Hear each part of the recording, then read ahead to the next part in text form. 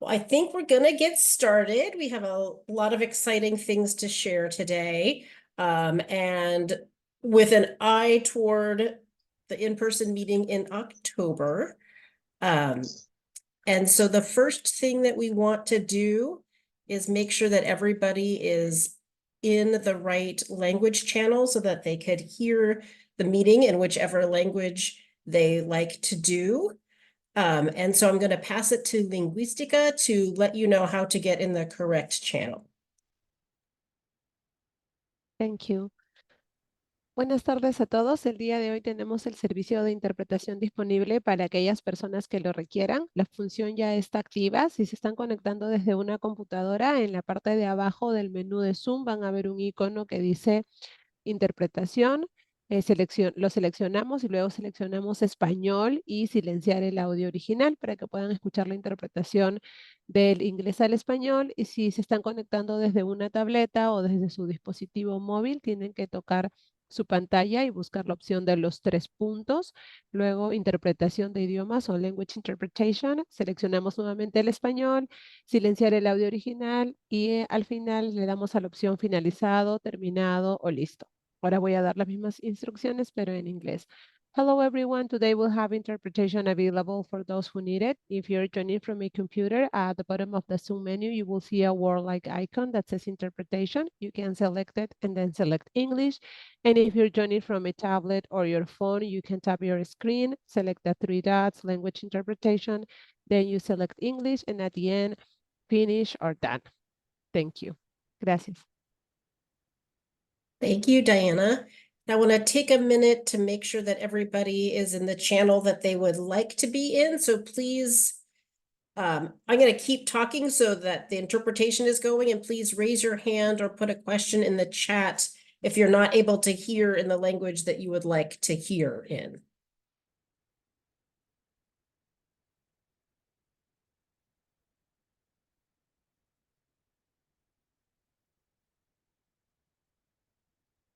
Great. It seems like everybody is in the channel they would like to be in at any time during the meeting.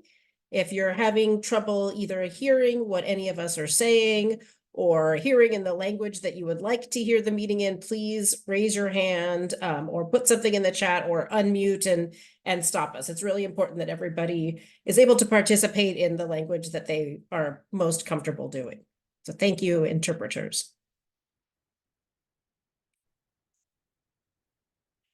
So welcome to our September Shafter CSC meeting. It's great to see everybody. And as always, we really appreciate your dedication to improving the air quality in Shafter. As usual, Vanessa and I are going to be facilitating today's meeting. We have a number of folks from the Air District joining us today also, and you'll hear first from Rocio and then Jessica. As a special treat today, we're joined by other members of our Harder and Company facilitation team. And maybe they could give a wave. Amy and Michaela and Jared and Laura and Madeline. You might recognize these folks they've helped facilitate some of the other CSC communities.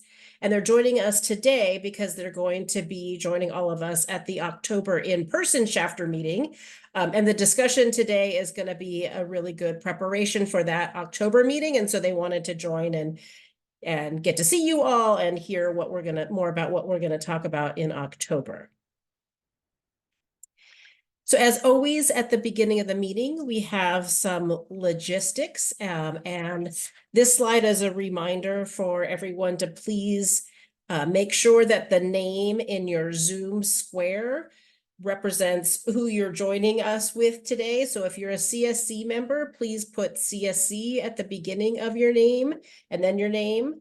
If you're joining from another agency, please add the agency name to your Zoom name. And if you're a member of the public, please add the letter P. And this is just so that we know who's talking and we address you correctly. And we also use it for those of you who are participating in the stipend program. We use that to track your attendance at the meeting. And our usual Zoom agreements that we have. So please be on mute unless you're speaking. We have many opportunities tonight where we're going to ask for your feedback. So at those points, please feel free to come off of mute. If you're joining by phone, you could do *6 to unmute yourself. You could raise your Zoom hand at any time to ask a question, and the way you do that, if you're calling in, is with *9. And then again, if you're part of the stipend program, please make sure that you have the letter CSC before your name. And then also a reminder that you participate in at least 70%, 75% of the meeting to be eligible for the stipend. So in today's meeting should take about 2 hours, so that's about 90 minutes.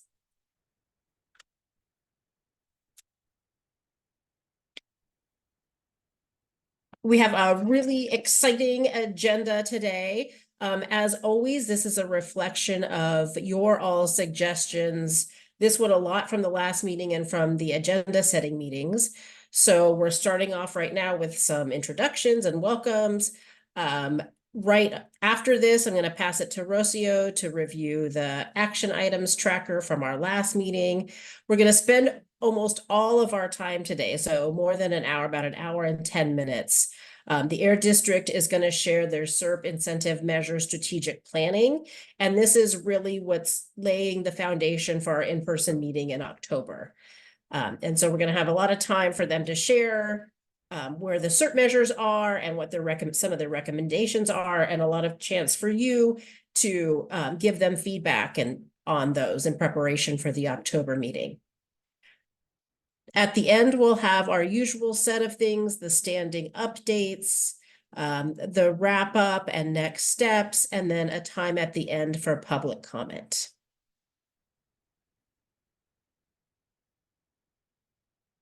I'm going to now stop sharing and pass it to Jessica to give us some welcoming remarks. Hello, thank you, Diana. Welcome all. I'm Jessica Olson. I'm with the Valley Air District, and I am just so honored, as always, to be in this space with you all. As Diana mentioned, today's agenda was really a reflection of what we heard at the last meeting, which was an eagerness to talk about the incentives measures, not only where we're at with those measures, but what next steps we can take to make sure that the SERP really, as we approach the end of the 5th year of implementation, which is hard to believe that we're already there, but to make sure that the incentives measures in the SERP really reflect kind of the next steps we need to take. And we, of course, want you all to be a part of supporting what those next steps are. And so today is really more of a discussion and an opportunity for you to ask questions of us. And as Diana mentioned, October, our in-person meeting is really where we will talk more in depth and work with you all to make some decisions. So we're really eager to talk with you all and just really grateful for you all to be here. Thank you. This is Diana. Thank you, Jessica. Are there any questions about the agenda or what we're covering tonight before I pass it to Rocio to talk about our action items tracker?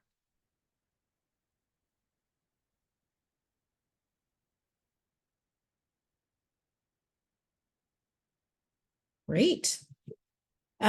So we'll move to the action items tracker. And as a reminder, because we're going to ask you about this at the end again, our team takes notes as we're talking, especially noting any action items, any things that you would like the Air District to follow up on, or that you would like us to follow up on, or a question that came up that somebody needs to get back to you about the answer because they didn't know. So we write all of those down so that we don't forget them. And at the end of the meeting, we share that list with you so that you could make sure that we accurately represented your question and that we got all of the things written down that you want us to follow up on. And the other thing that happens with the action items is that at the beginning of the next meeting, Rocio shares that list and then walks through the progress on those and what actions the Air District or whoever's action item it is has taken. So I'm now going to pass it to Rocio to talk about the action items from this is September-August meeting. Thank you, Diana. Hi, everyone. This is Rocio. I'm gonna go ahead and start sharing my screen so we can get started with the action items. Okay. Can everyone see my screen? Yes. Thumbs up. Thank you. Okay, so we'll go ahead and get started with the action item that is in the in progress section. So the first action item was for the Air District to reach out to the wonderful team to invite them to a CSC meeting to talk more about the wonderful industrial park expansion. So the district did reach out, and the wonderful team will be present at a future CSC meeting to talk more about this. So moving on to the completed section of the action items. The first action item was for the Air District to confirm that the theft from the vegetative barriers has been taken care of. So the district worked with the wonderful company team to address the stolen oleanders, and Wonderful still will plan to complete all the 3 sites that were described in their application. So moving on to the next action item. The district will work with the CSC to identify the best space to hold a conversation about how to utilize the funds in the SERP that were dedicated for the pesticide notification. And so based off of the comments that we heard from the CSC at the last meeting, it was decided that the best space for this would be during a main CSC meeting. So therefore, we will discuss more on this in today's CSC meeting. Moving on to the next action item, to check if the district outreach team can be at the Saturday farmers market.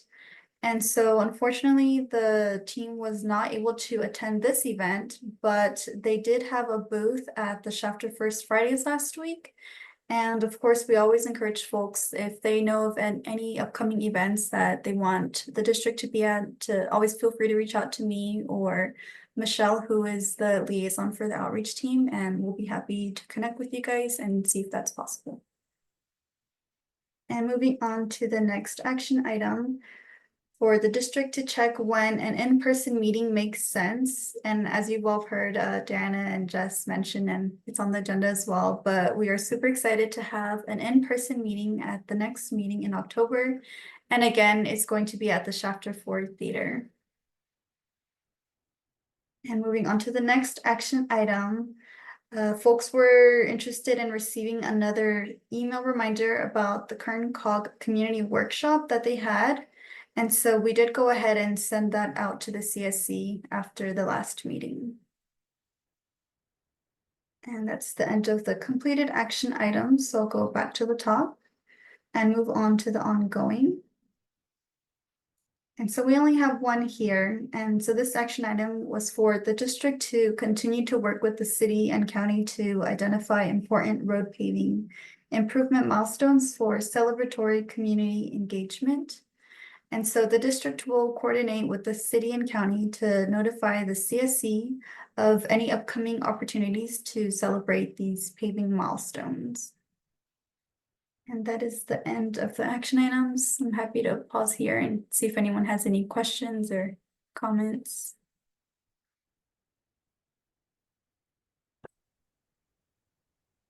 This is Diana. Any questions about any of the action items that Rocio shared?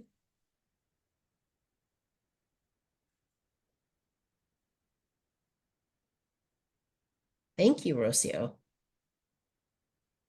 Oh, there's a hand from Linda. Go for it, Linda. I just had a question on that last one. What was it referring to? Is it referring to the sidewalk and the infrastructure? This is Jessica. Great question, Linda. Last meeting, we just talked about how, yes, the sidewalk, road paving, bike paths, any and all of those. We just wanted to make sure that folks knew that we at the district were interested in holding maybe like a press conference or some sort of celebratory groundbreaking when any or all of those projects officially launch in the construction phase. And so we just were promising to let you all know because we think you all could help us sort of be there to celebrate. Oh, okay, sorry. No, don't be sorry. That's a great question and definitely worth clarifying. Thank you. This is Diana again.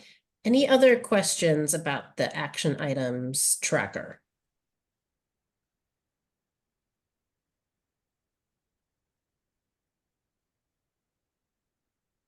Great. Well, I think we can, Brianda. Hi, Diana. This is Brianda with CSC. Thank you. And thank you for the updates. I was just had a question in regards to the oleanders that were stolen and replaced. I just want to I guess highlight how awesome it is that they are being replaced. So really grateful and appreciative for that. And just wanting to know like maybe what the next steps would be to assure that we won't have any more stolen or I don't know, it takes a lot of work to get those in Yeah. and I'm just kind of wondering like what can we actively do to make sure that, you know, we don't run into that issue, unfortunately. This is Jessica. That's a great question. We worked really closely when we heard, obviously, it's not ideal. And so I think Wonderful Company is equally interested in making sure, I think all of us are equally interested in making sure that doesn't happen. As we all know, of course, these are being planted along public roadways. That's sort of the main point of the vegetative barrier, right? And so the location of them can't change. And the way that, because they're planting so many, they're planting like thousands of plants, they're all very little. And I think it's maybe the size that makes them a little more prone or easier to take. And so I don't know, I think in this case right now, they have to wait for more oleanders to even be available to plant. And so I think maybe that's one of the things there that Wonderful is thinking about as well, is maybe they plant something a little larger that's a little less easy to take maybe as quickly. But we'll certainly work with them to make sure that they, again, are equally interested in making sure they protect their investment as well, because they put in, you know, time and effort and are wanting to maintain them as well. But that's a great question, Brianda. I would just like to maybe, sorry, I think my computer is lagging, so I'm sorry if I interrupted you or not. I just wanted to add, like, that's really great that they they also want to avoid that for future reference. But I'm thinking maybe the community doesn't know that this is coming, um, like they're coming from like community efforts. So like that kind of goes along with doing the celebration of, you know, like just having a message out there, like just so the community knows, like, you know, we work really hard to get these in and let's celebrate and like not steal them, you know, Yeah. just kind of like getting the word out there. But yeah. That's a really great point, and I wonder if that's something we can not only, of course, work with Wonderful on, but you all on celebrating and communicating out, not just, hey, come to our meetings or opportunities that are upcoming, but also things we've done in the past and what they were for. So I love that idea. And maybe later we're going to talk a little bit about outreach when we have our outreach update. And if we have still time at the end of the meeting, maybe we can brainstorm a little bit on that if that works. And if not, we definitely let's make it a future item that we discuss. I love that. This is Diana. Yeah, thank you, Brianna. That's a great idea. So we're going to move on to the part where we're going to spend the most time today, and that's the SERP incentive measure strategic planning. And this is in response to your request from the past couple meetings and the agenda setting meeting, really asking the AIR district to share their plans for all of the SERP measures, given that the 5-year implementation is coming to a close soon. And in the last meeting, you were specific in sharing that you wanted, after the AIR district shared their plan, some time for you to process, and then if there was any recommendations or anything that you wanted to get consensus on, that we do that in an in-person meeting. And so we really listened, and the AIR district really took that to heart. And so that's the impetus for the October in-person meeting. And it's really happening more quickly than we usually do in-person meetings, specifically because we really do want to get your input on what the AIR district is sharing today. So as Jessica said at the beginning, the goal for tonight is to really share information with you. Of course, ask all of the questions that you would like, but we are not asking you to make any decisions today. Again, the decision making will be all at the in-person meeting as you requested. We have a good amount of time, an hour and 10 minutes about for this agenda item. So please ask questions. There'll be some times to stop and specifically get questions. But if there's something you don't understand or want to talk about more, please raise your hand and we could do that. And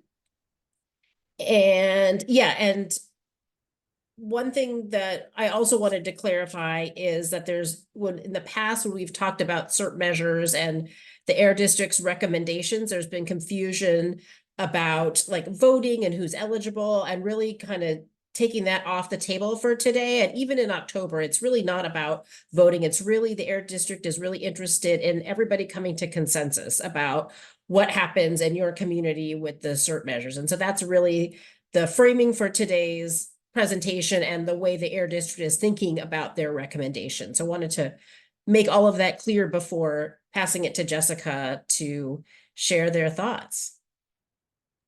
So take it away, Jessica. Thank you. This is Jessica. As described right before I share my screen, today is really about discussion. We're going to share a couple of concepts and ideas, and we're also going to get a chance a little bit to celebrate a lot of progress we've made. I'm going to pause and ask for questions pretty regularly, but also feel free as things occur to you to put them in the chat if you're more comfortable with that. But certainly raise your hand and I'll ask. Of course, as always, the Harder and Company team will help keep me on track and make sure that we answer all of your questions and get all of your feedback. There will be a couple of times that we sort of pause and just ask for input. So with that, I will share my screen. Is everyone seeing the PowerPoint slide? Excellent. So I'm just going to jump right into it and talk about first the progress we've made, because what we're really talking about when we talk about next steps and moving forward are the things that we still have yet to do with the incentives measures, which I think helps us take a moment to talk about what we've already done together. And that's made a lot of progress, particularly, of course, in spending the money. That's one piece, is how much money have we spent? But also, the whole point of AB 617 is to reduce emissions and protect the health of you all living in the community. So we can't talk about the funding we've spent if we haven't talked about how much we've reduced in air pollution. And our target is to reduce about 1,400 tons of the various sort of pollutants, so PM, NOx, and VOCs.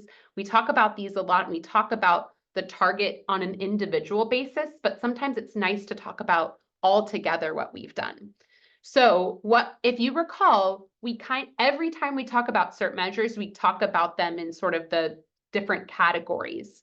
Local government measures are measures that we partner with your local government on. So those can be measures like road paving and sidewalk installation and bike lanes. That's also measures like planting trees, urban greening. Those types of measures don't get a lot of reductions, but it's still important to you all, and they've been really high priority. So we've been able to do a lot, and we certainly will see a lot more of this move down as we finalize implementation of really a lot of those different measures. The residential measures are the measures that you all get to take advantage of. So that's replacing your car, repairing your car, lawn and garden equipment, air filtration devices. In some cases, like lawn and garden equipment and car replacement, we do get a lot of reductions. And other cases, like air filtration, we don't get any reductions. However, of course, those measures protect your health a lot. So they're super important to you all and super important to us. So that's why that's a little bit more than local government. However, as you all know, and we've talked about so many times really over the past 5 years, the agricultural and sort of industrial area, because a lot of heavy duty equipment is involved, tends to be where the most emissions happen within any community. And in particular, you all had a target of reducing over 1,000 tons of emissions, and we are almost 80% of the way there toward our target because of these measures. This includes low dust harvesters and tractors, trucks, that sort of thing. That's what's in this bucket. So I just want to frame that a little bit, because as we talk about the progress, you'll see we've made a lot of progress, but we still, all of these like darker colors are still the measures we have left to go. This is a reminder, these are all the measures that we've completed. That doesn't mean we still can't move money into them. That's a lot of the discussion we'll have with you all.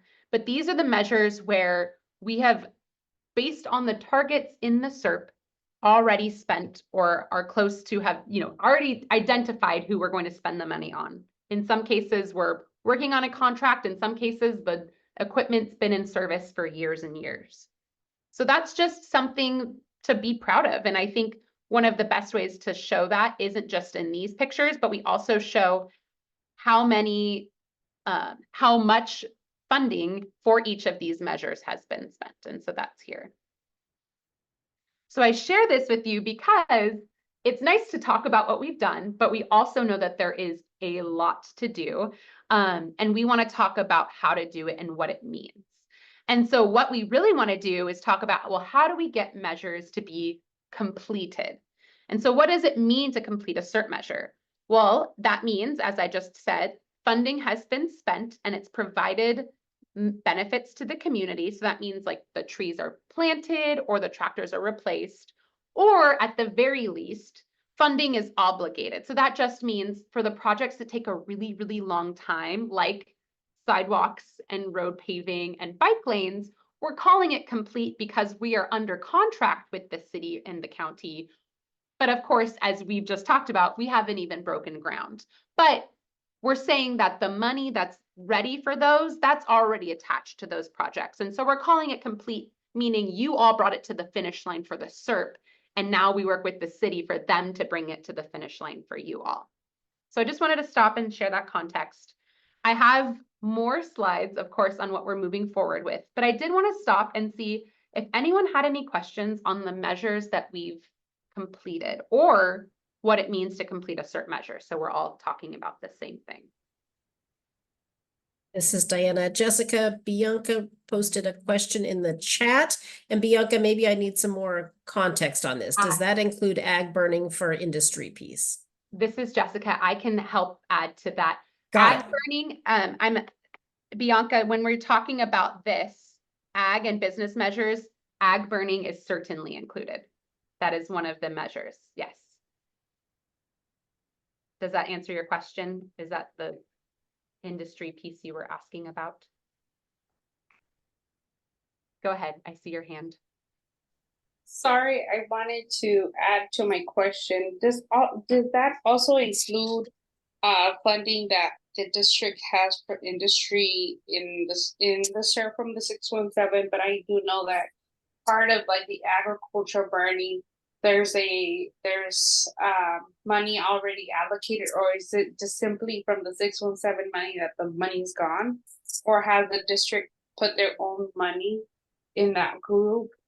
Great question. This is Jessica. When we're talking about complete and when we're talking about what we're taking credit for from the SERP, your SERP had included $1 million for alternatives to agricultural burning. So that's what we've completed and that's what we're mentioning here.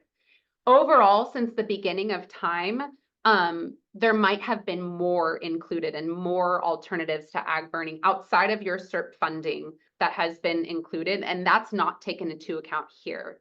So we certainly can make sure we double check and see if there have been additional projects outside of your work, outside of your SERP, and see if that's included. But just because we wanted to show you what you all allocated and what was spent, this just includes the SERP funding.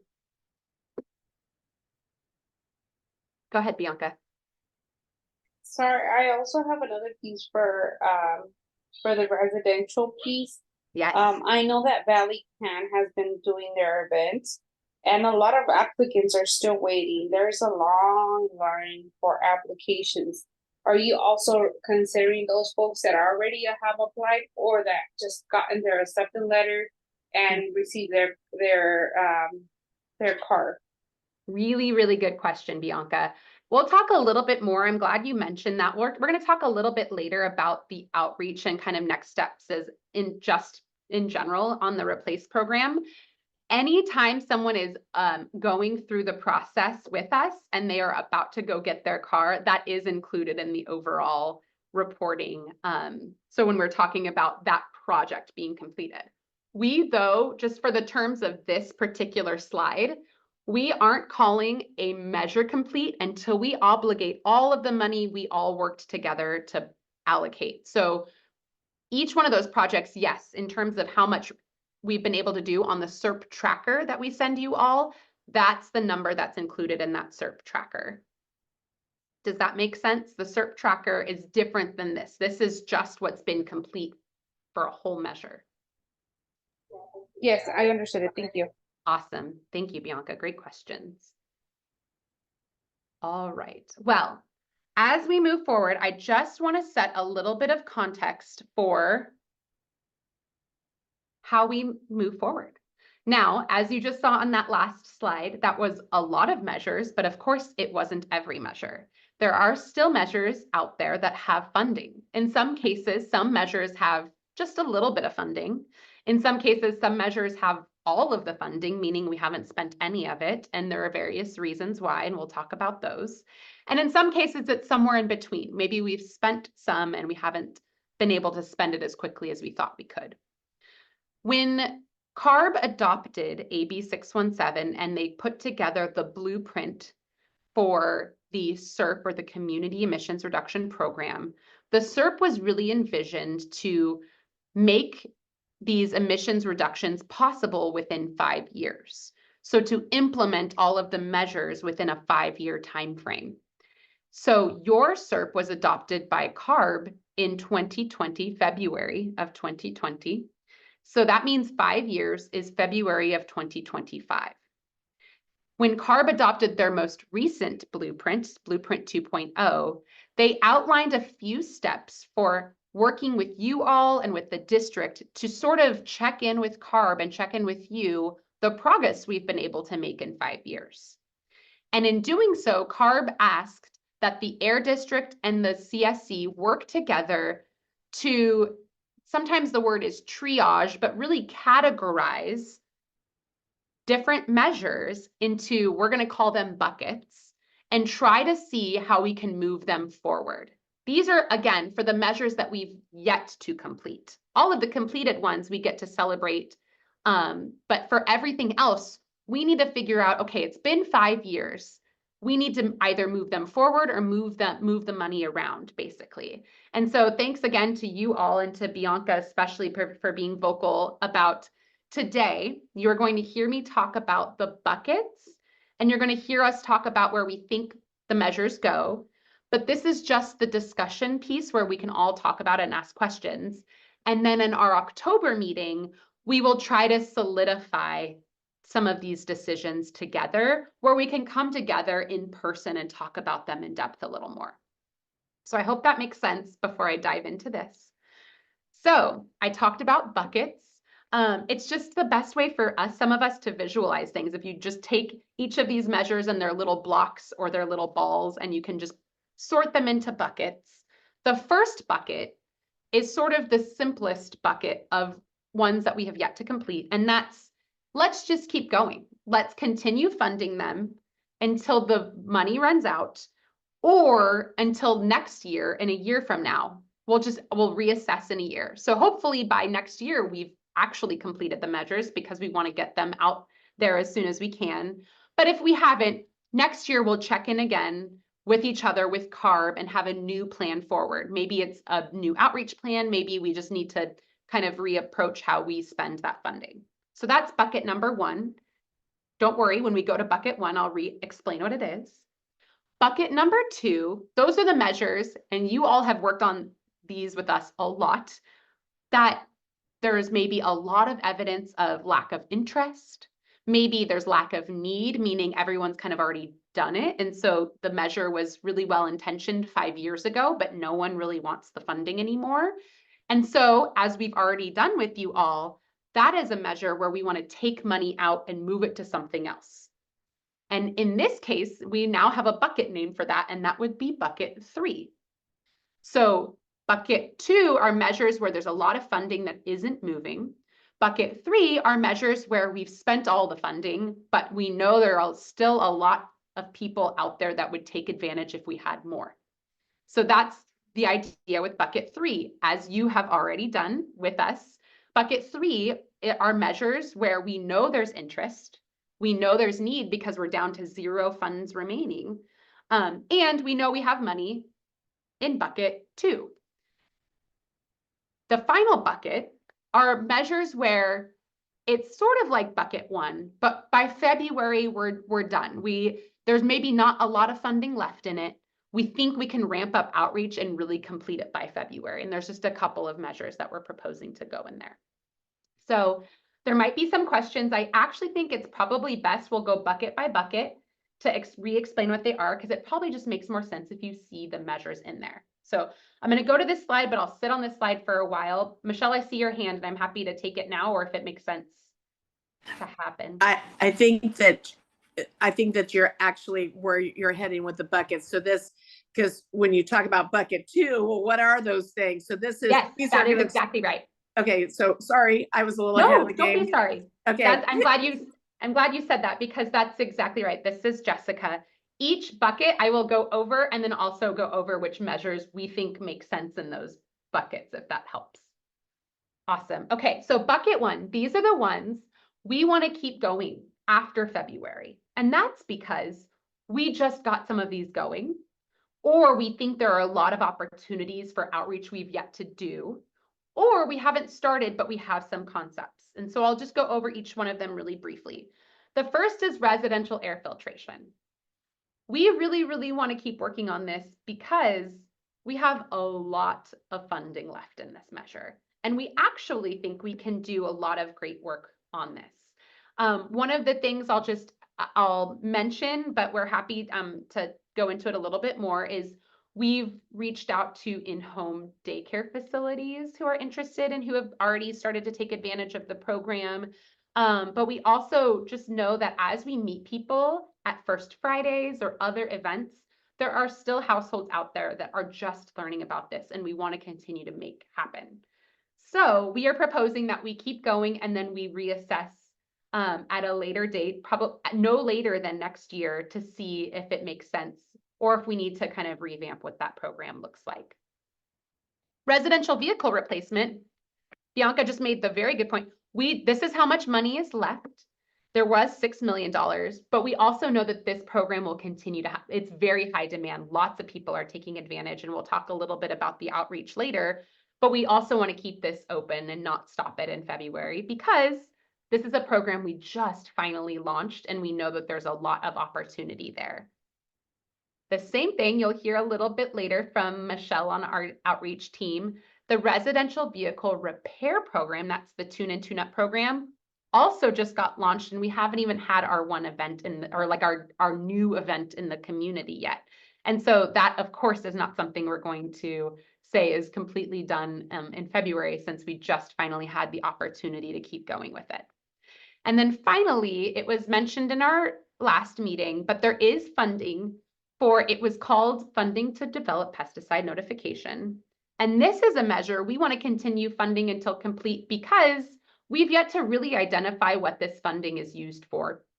That's because the state already is developing, as you all know, a statewide notification system.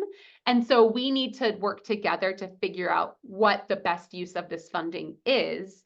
And because we might not be able to 100% do that, work with CARB to get it approved and work with the district to get it approved all within that time frame, we should allow ourselves more time to work with you all and get some support for what that looks like. So these are the measures, again, that we know have a lot of interest, and we know with good outreach we can get done, which is why we're proposing that they keep going past February of 2025. I'll pause there. Bianca has her hand raised, and anyone else, please, I'll pause at each one of these slides and I'm open for discussion, and just kind of, again, we're not making decisions tonight, but I want to inform you or have you inform us, whatever makes sense. So Bianca, please. My question is, on the pesticide, you were mentioning that there's only 120 in the SERP that we adopted. There was 250,000. half of them are coming from CARB and half of them are coming from DPR. I know that DPR has their own statewide notification, but I think there's opportunities for the Ag Commissioner to do more than what is out there from the statewide, or implement something that is at the end of the day beneficial for the community. So I was wondering what's happening with the other 125,000. This is Jessica. Great question, Bianca. And what you just said is something that we want to work together and maybe work with the Ag Commissioner on, or even DPR on, whatever makes the most sense.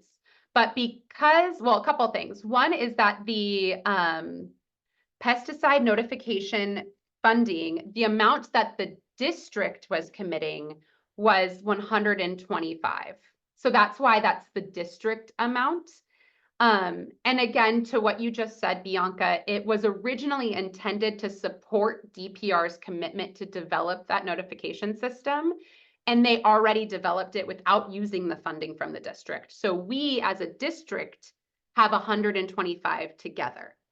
To your point, one of the things we were brainstorming is whether or not we could, once that program is developed and launched early next year, we were wondering if it makes sense for you all. We would like to, at the district level, take a leadership position in working with the Ag Commissioner, DPR, or whoever else makes sense to provide, whether it's maybe mini grants to community groups to help do outreach and make sure folks know about the notification system, or maybe work with DPR to do outreach, or work with the Ag Commissioner, or maybe all three of those groups, and using that funding to do a concerted outreach effort. So that funding is still toward notification, but now it's for folks to know how to use the notification system. So that was just an idea that we can throw out there and work with you all on.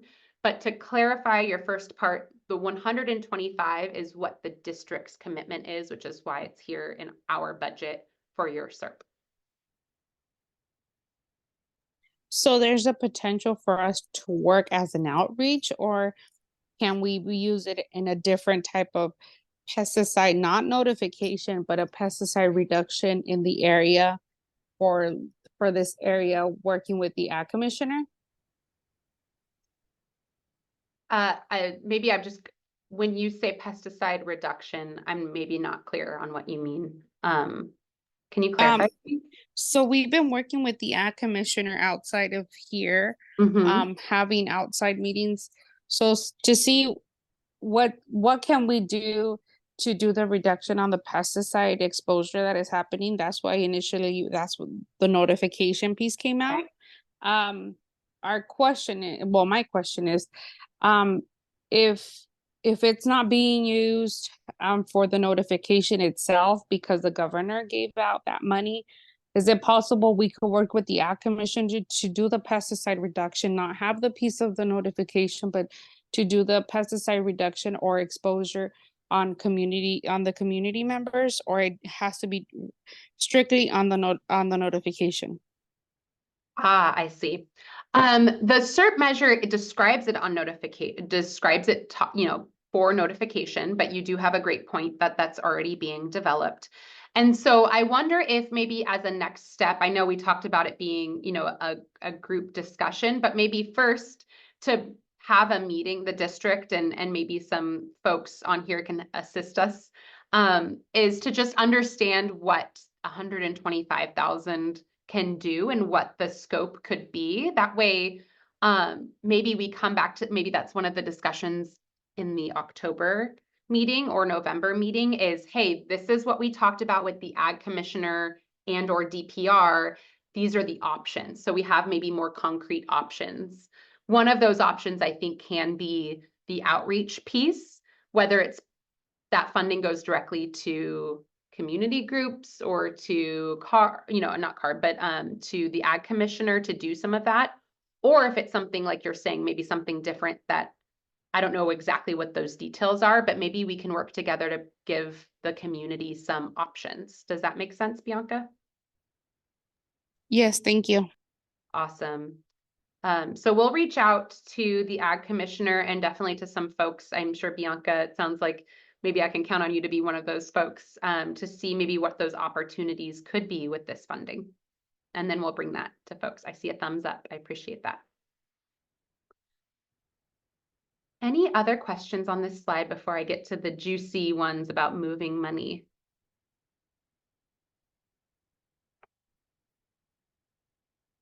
I appreciate it. Awesome. Okay. These are the funds in bucket 2 that we've tried really, really hard. And I will just caveat, we are not necessarily talking about eliminating funds from this category, but the funds in bucket 2 are measures where we're struggling to get money moving or struggling to find partners. And we think we can move some funds, and we'll talk about it on the slide after this, to a few other measures that we know need funding. And these are great measures to move from because they have a lot of funding left. And so I'll talk about kind of the idea behind why these measures and why the others, but vegetative barriers, as you all know, and I want to convey to you, we are not talking about eliminating this money. We're talking about, we're going to move a small piece, we think, as a preview to urban greening. But as you all know, and we talk about it at every meeting, we have been working so closely, calling growers, working with the ag commissioner, working with the Farm Bureau. And the ag commissioner and Farm Bureau have been such great partners in reaching out to the growers in the area to see who can take advantage of this funding. We have some folks that are interested, so hopefully we can continue to keep that interest up and get them to apply. But it's been a while and we still have a lot of funding left. And as we talked about, we do have a time frame that we're working with, and it's really critical that we spend the funding as best we can and as quickly as we can, because there is a time frame associated with spending the money. So with that, that's why that's on there. The other is heavy duty trucks. We have been working for years and years, and this is not unique to the Shafter community, on trying to get folks to take the funding as it's written in our SERP right now, and as CARB has approved it in their guidelines, to get folks to take funding for trucks. Without going, too much into it, but I'm happy to take any questions and dive into it if we need to. There are rules and regulations out there that folks have had to comply with for some time, which makes it, they've just recently spent funding on new trucks, spent their own money. And the SERP funding doesn't pay for 100% of their truck. It pays for a percentage, maybe close to 50%. And an electric truck is really expensive, at least the few that are out there right now. And folks are really, really hesitant. We're finding no matter what outreach we do, especially small truckers are really, really, really hesitant to take advantage. And we're still doing our best. And again, we're not talking about eliminating all the money, but we think we can move some of this funding, since it's not being used, to another measure that we'll talk about. And then the final one is something that you are all very familiar with, because we've been moving a lot of funding from this the past few years, is rail car switchers. We are not finding any folks in the area that have a switcher that's eligible. And I think it's one of those things that when we decided to add this to the SERP collectively, rail car switchers are a really big source of emissions generally. But I don't think we all had a collectively good handle on what was available in the area. So we don't really have a lot of project partners lined up like we thought we would. And so we think we can move some funding from there. Linda, I see your hand and I'd love to take your question.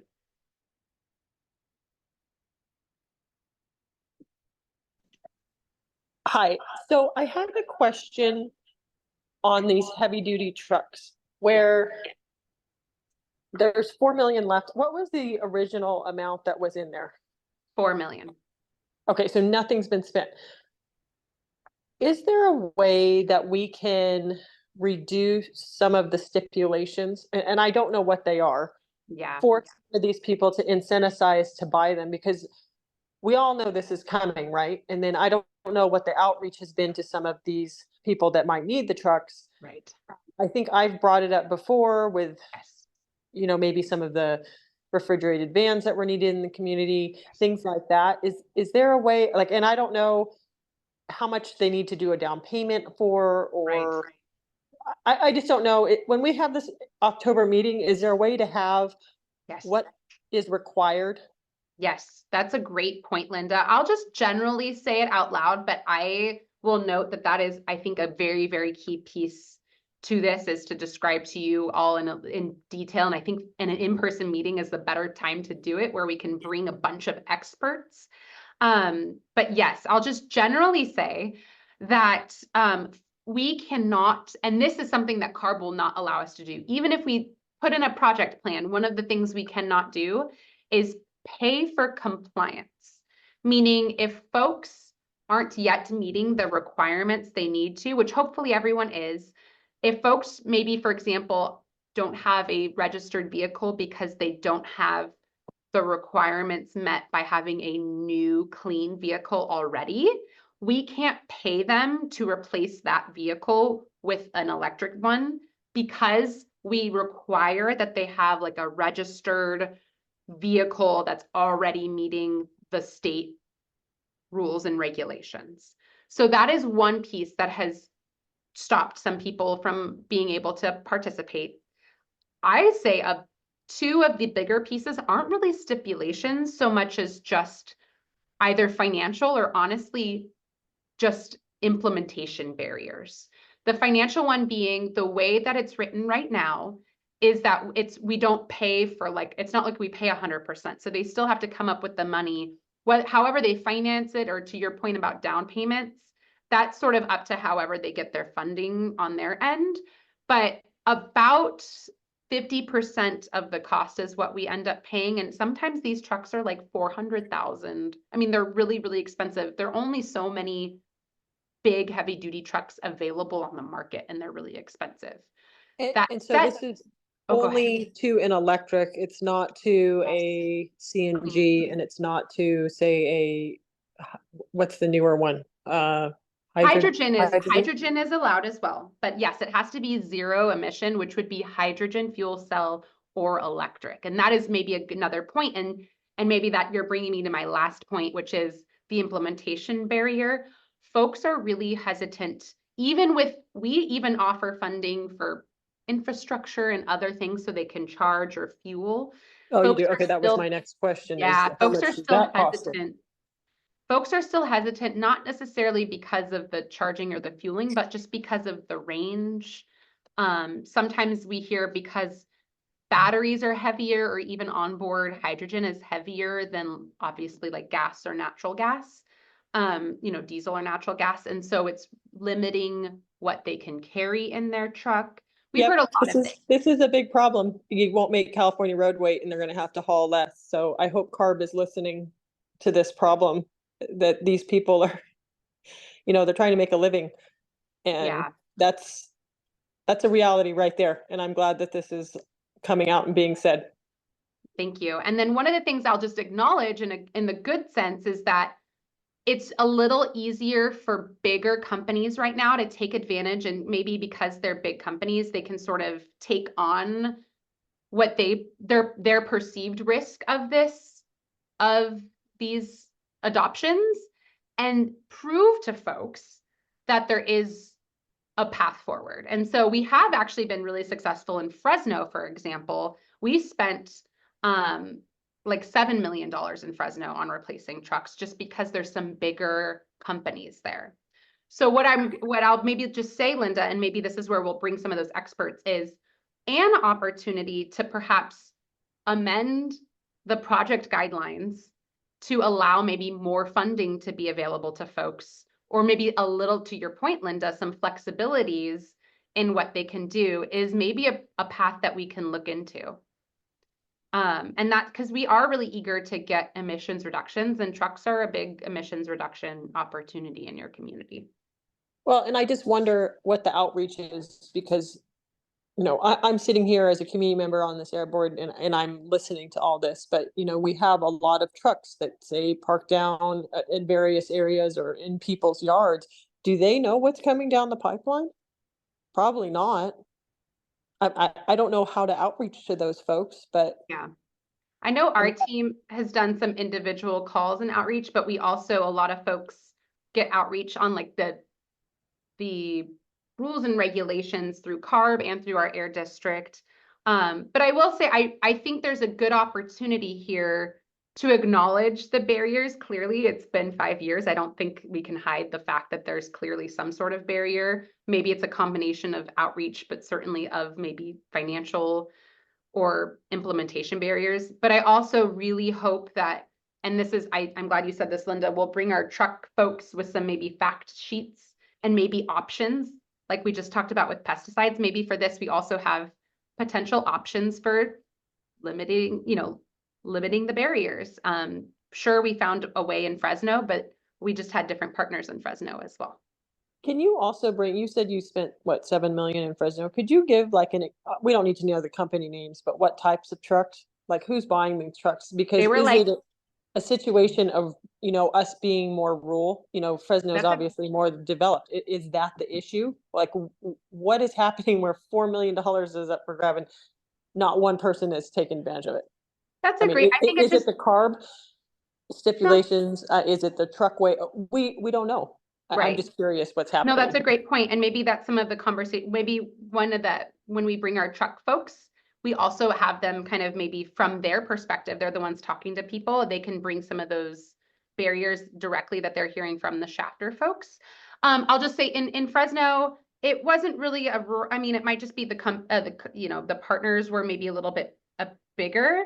And I think some folks are a little bit more progressive in their ability to adopt, because certainly really big companies weren't interested in taking some of our funding. But some of them are just that part of their business plan is to be, try to do better by their community and adopt the Well, electric. and our demographics here, we're export, right? So you've got to have a truck that's going to make it down to Goes the port and further. back. So Really, really good point.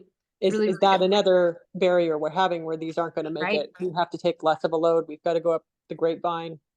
Right. So I'd All be of that is curious to great. know what the issue is. And then if not, if we could move funding to other things that obviously had worked quickly, like low dust nut harvesters or something Right. else, because That is- we're all suffering right now with the dust. Yes, that definitely you'll see that on our next list. But if before I go there, Linda, did I answer your questions before I go to Bianca? Yeah, thank you so much. Awesome. Thank you, Linda. And thanks for the idea. I think that'll be one of our main pieces in October is talking about heavy duty trucks and outreach and next steps. Okay, thank you. Bianca. Right now there's actually a discussion with all the ladies about the heavy duties and how in the past there's been some changes potentially from like the air district to move this project forward. I know one of them was to add more funding for the reallocation, but as one of the comments from Gustavo from that there's not enough infrastructure, and that is true. A lot of these companies that are owner operators do not have the funding to put that in their homes, especially in this rural area. So we have to really reconsider that infrastructure is really bad in this area. We're finally doing the EV charging station is still not running, and it's taking some time. Also, a lot of these heavy duty equipment, the heavy duty trucks also had a lot of recalls, so there was a delay on that too. So we also have to take accountable that even though there's still a lot for us to learn from them, there's still some pieces that us as residents might not know and should be known. That the heavy duty trucks, you're seeing them out there, but they're rare. You hardly see them, and especially because there's also a waiting list for all these big companies that are purchasing them. So those are the questions that that we are trying to find the solution to it. But at the same time, there's still a lot of problems for these projects. My question for this heavy duty, I know that you were mentioning about maybe potentially moving it to reallocating this funding. We've had this issue in the past where they did not wanted to mix industry funds to residential here because it's completing in February 2025. Is the air district gonna consider maybe using that funding for residential instead of industry, or is it gonna be an open conversation of where we could reallocate, or we're gonna go through that same issue that we had in the past, that it had to be specifically for like industry or specifically for resident? Great question, Bianca. And maybe I'll just take your note as adding to your first piece, as adding to some of the information that Linda's interested in having at our next meeting about kind of availability and barriers and infrastructure being one of them. So that's a great point. Your point, Bianca, is my next slide, and I'll just preview it as we are going to talk about paving as one of the options, as well as some business measures or ag-based measures to move money to. But before I get to that, any questions about these three, whether it's a question or something you think might be useful for you in October? Michelle. Oops, I hit unmute first. Sorry about that. Oh, you're fine. So what is a rail car switcher again? Those are like local rail car. They're kind of usually like older locomotives that are just used like locally to move things between maybe facilities or within a facility. We've done a lot of outreach to folks, and just there haven't been either anyone that has one that's available to be replaced, or just anyone, maybe that doesn't even have who we thought maybe had a switcher, maybe no longer has one. And so yeah, I think there's only like really one spur really in the sphere of influence, and I don't even know if they use it really anymore. That's exactly what we've found. Thank you, Michelle. That's right. So that's why we've slowly chipped away at that money. We've used some of it for residential air filtration. We used some of it for vegetative barriers. So we have, to Bianca's point, we have moved money from these measures to residential measures and to community measures, and we're proposing to move some more of it. Thank you, Michelle. Bianca. ¿Esa soy yo? Sí. Hola, buenas tardes. Hello, good afternoon. My name is Maribel Valle. And about the electric trucks that you were saying that nobody's interested in applying for those electric trucks. What I see and with my little experience in this place, don't wait for an owner to apply for that money to buy an electric truck. They're not going to do it. And the only way that we can use that money if you want them to get those electric trucks, and is if you offer it to Amazon, it's by 7 standard, because only the big companies, I understand, they order trucks for the next year. Big companies as Amazon, like U-Haul, UPS, those companies, I understand, those are the ones who already put their orders in, because they move a lot of trucks. But one person, or maybe an owner operator that has 2 or 3 trucks, at any moment they're not going to be buying an electric truck, because just for one person those trucks don't work, because they are driving far, they have a schedule to get there or to just give the truck back. So those electric trucks have you have to be conscious that for these people don't work, and the big companies have a lot of trucks, and if one of the electric truck doesn't work anymore, they bring another one to replace it, or they pick up the product and they take it, or simply they will have their own electric trucks or gas trucks. So they are going to be trying. I understand that they already ordered their trucks, so they're going to be trying. So if it works for them, they will keep ordering more. But if not, the companies will give them back, because we know that the big companies buy trucks, they use them 2-3 years, and they send them back and buy new ones, because they don't drive old trucks. But just an operator with 2 or 3 trucks are not going to be able to spend that. They're going to try to keep those trucks for a long time. So with my experience, I don't think that works. What I see is that maybe the only ones who who are interested in taking that money for electric trucks will be Amazon and Seven and Standard. So I don't know if you were able to offer it to them. And I think those are the only ones who will be able to get the money, because I understand that they already ordered some trucks. Maybe Amazon doesn't know that this money exists here in Shafter. So maybe if you let them know, maybe they can put their application to apply for that money. Thank you. This is Jessica. That's such a great point. I don't have the details of exactly who we've reached out to. I do know that we were eager to always start with the small folks first, but you bring up such a great point, and that's exactly what we're hearing. So I'll make sure that that outreach has been done, and we'll bring that update to you all in October. I still see a hand from Bianca. I don't know if that's just a hand that's still up. Awesome. Okay, I'm sure you're all eager to see where the proposed funding is going, so I won't make you wait any longer. So just to kind of show you, each one of these lines up with the 3 measures that we're showing here, which are measures that measures that work really well. We are out of money for. They're measures that you all prioritized, whether the measure itself was a priority for you, or at the very least with low dust harvesters, the dust itself and the emissions itself is something, even was just mentioned just now, is something that is such a high priority for you all to want to tackle.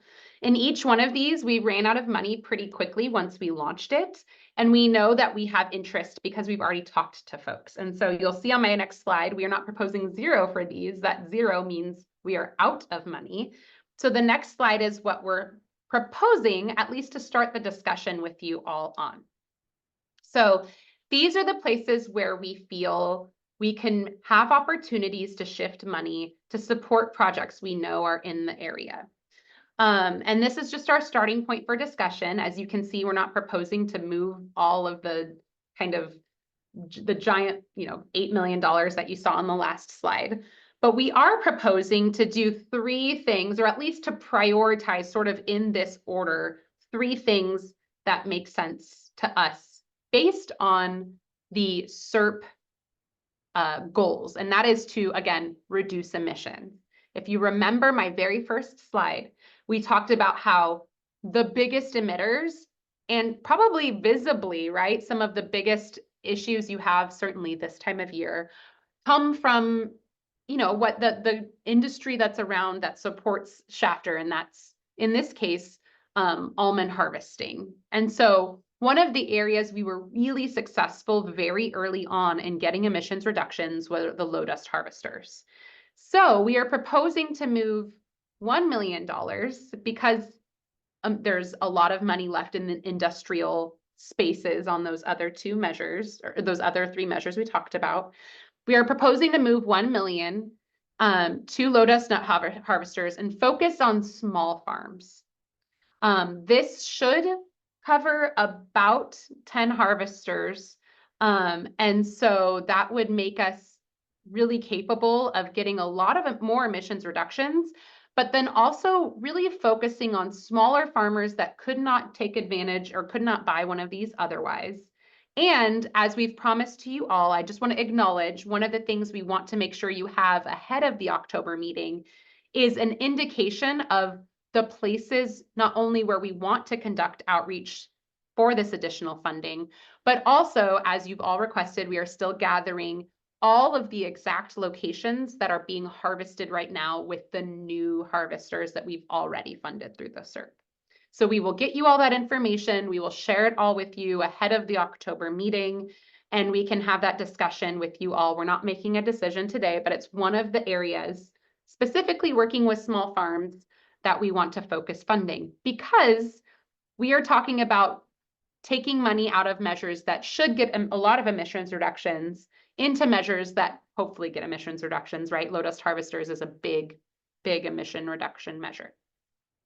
Another one we hear from you all a lot and is moving money from an industrial measure to a community measure is road paving. We know that we've heard from the county and from the city. I know there's lots of other projects that each one of those places, certainly the county, has been interested in working with us on. And moving money to that measure can allow another project to happen in the community. And we know that's a really high priority for you all.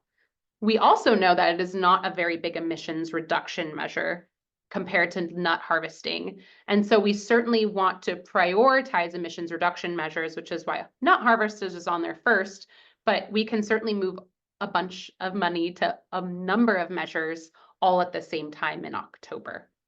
And then the last one is, and actually we have the city here, I think, with us. I can't see my list right now, but the city of Shafter has also been really, we just got all of the urban greening projects done. We were really excited. We had such a great partnership with them. And we know there's actually more opportunity to plant more trees. And so we were proposing to take some funding from the vegetative barriers measure, just $100K, which, you know, is a lot of money to as an individual, but to your SERP isn't much, out of the vegetative barriers and move it to urban greening. And the idea being, we already know we can spend that money. The city has been really interested in working to take the locations you all prioritized a long time ago and keep finding ways to plant trees. So these are the opportunities we think make the most sense. And these are the opportunities we want to keep giving you more information on leading into, and certainly at the October meeting, to see how we can work together to support funding shifts. So I'll pause there to see what questions you have or what things you want ahead of the meeting that will help you all make that decision in October. And I see Bianca. So, for like the nut harvesters, I don't think it's correct to do the voting next time, because we've been asking for that list for a good amount of time. We still haven't received it, and reallocating money to the places that we don't know, and knowing that that information in the in-person meeting is going to be too short. I think we should reconsider on giving back to the industry, because we, at the moment, we don't know where these nut harvesters that have already been given out, where they're locating, and if they're a repeated offenders, because we also need to do our work also outside of this project, to see if there's any violations for all these growers that at the end of the day are still doing emissions in the area. I think we should hold down in reallocating the nut harvesting. Industry has been receiving a lot of money. I know that it's one of the biggest polluters there, but it's covering a problem with a little band-aid. And I really do think that road paving is something permanent that is going to be in the community, is going to stay there for a very long time. The city of Shafter plus the county are open to present projects out there. I do see David Couch, representative there, and I know that they've been working really tremendously and bringing projects out to the community, but because of the lack of funding, it hasn't been completed. I think projects that are going to be visible, tangible, are necessary for the communities, not nut harvesters that have already been completed. We haven't seen any reduction. There's still a lot of emissions in the area. As Linda mentioned, there's still a lot of, when it's harvesting season, there's a lot of dust in the area. There hasn't been a complete reduction. I do hear and understand that small farmers do want to take advantage of these, but if it's not going to be measurable to the residents, it's going to be outside of the in between like the 7-mile boundary, and it's not directly helping communities that live like right now. I'm actually in one of the communities, one of the community members' houses, and right behind it, there's a big polluter. I'm pretty sure they don't have a nut harvester. Those are the farmers that should be outreach, that are directly impacting the community, not outside of the area, or that are in the 7-mile radius, but not directly helping the community.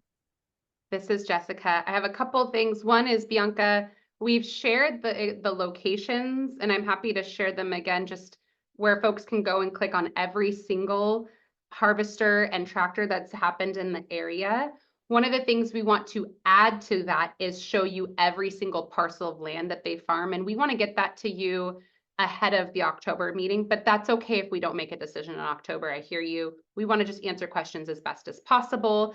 And to your point, we can also move money and prioritize locations perhaps too of where we do that outreach. To your point, Bianca, we have actually replaced 25 harvesters in the area. They do operate in the area. Not only that, but we also acknowledge, to your point, there are so many other harvesters that aren't required to be that clean harvester. And so if they're not required to do it by like CARB mobile source rules, and the district has funding that we could give them, but they wouldn't otherwise buy it themselves, we're just trying to find a way to make sure we hear you all and hear that there's this dust that you're experiencing right this very moment. How do we stop that dust? We want to reach out to that exact person you're talking about, and we want to get them into a clean piece of equipment. And we have funding in the SERP to do that. So I hear you. I think folks still want more information to make that. We don't have to, some of this, we can make some decisions in October and not all of them. That's totally okay. But I don't want there to be, I just want you to know that we keep hearing and we acknowledge that dust harvesting or dust from harvesting is like the biggest source, certainly this time of year, of folks' concerns. And so we just want to make sure that folks know that there can be funding available while we also support other pieces like paving and sidewalks. And so that's something we're really eager to make sure at the end of the day, that reduction is permanent as well. We make them destroy the old harvester. So it's not a temporary fix. That new harvester is the only thing that they can then use. And that's something that is required. We go out and inspect and make sure that that happens. And so what I'm hearing is we still owe you all every single plot of land that's being harvested or should be with these new ones. But I also want you to know if we don't replace them, you know, we might still continue to see these problems. And so we're just hoping to try to find a solution where we can permanently, at least the best we can, reduce the dust from that operation. So that's the goal with that measure. And we definitely owe you more information. And in October, if we just want to make a couple decisions and want to save another decision for the next meeting, that's totally okay. Whatever helps us all feel like we're all on the same page will work for us.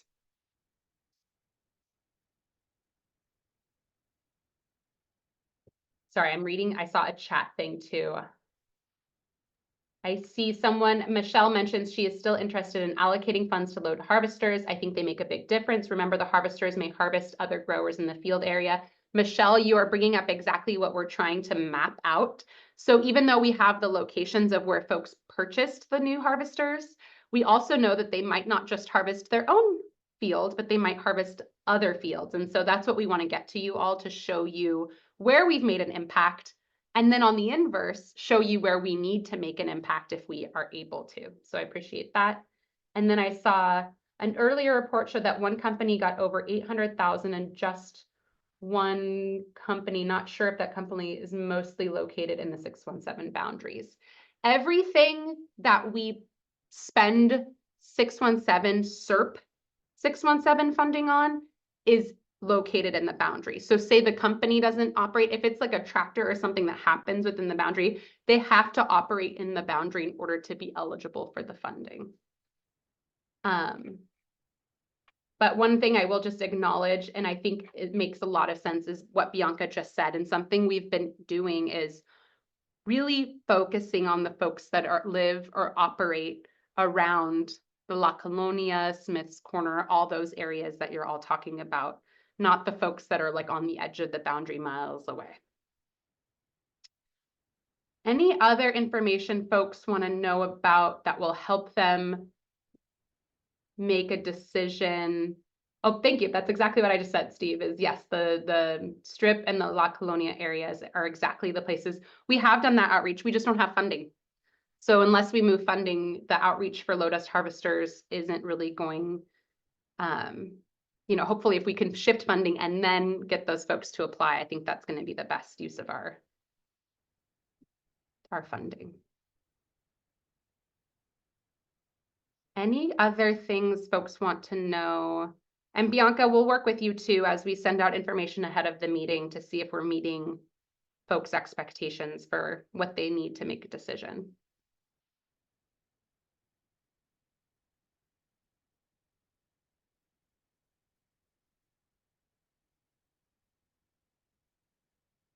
All right. So many great points, so many great questions. Bianca will follow up.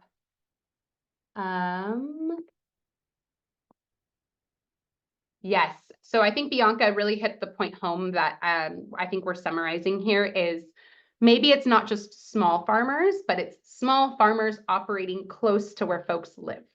And that's the La Colonia, the Cherokee Strip area, the areas around the community of Shafter, and focusing outreach there. I think that's a really, really good point for all of this. Thank you, Bianca. And thank you, Steve. All right. Any other questions there before I go? My last slide is just a couple of measures just to talk about how we're actually doing really, really well, and we think they'll actually be out of funding by February. So these are a couple of measures. We want to ramp up outreach. And I have a couple of little things. I might steal a little bit of my colleague's thunder here. And they're both lawn equipment. One is you all shifted more money to residential lawn equipment. We are working with a partner to do another event. Finally, right? I think a lot of you've all been waiting. You all shifted funding in our April meeting. And then it got very hot. Some of you were out there with us in Arvin, Lamont, and it was very hot. So we had to take a break in the summer from doing events. Michelle from my team will share a little bit more details in a minute, but on November 2nd, there will be an event in Shafter to spend hopefully the rest of this money and exchange lawnmowers at an event. We will work with you all in the coming months on outreach, what that looks like, how we can partner with you all to make sure as many folks as possible take advantage. But we think that funding, even though it says stop funding new projects, we actually really mean we will be finished with the funding, we think, by February of 25. Same thing with commercial lawn and garden equipment. 13,000 is not very much money left. That's actually a really good thing. That means for some of the bigger pieces of equipment that actually doesn't cover all of it, but that's a good thing. And that maybe some of smaller pieces of equipment can go out to folks at the city or folks at school districts to take advantage of some of the commercial lawn and garden equipment. And that's kind of how we feel about these kind of particular pieces that we think can move forward rather quickly. I'm going to pause there and see if there's any questions before I talk about a couple of other things and next steps.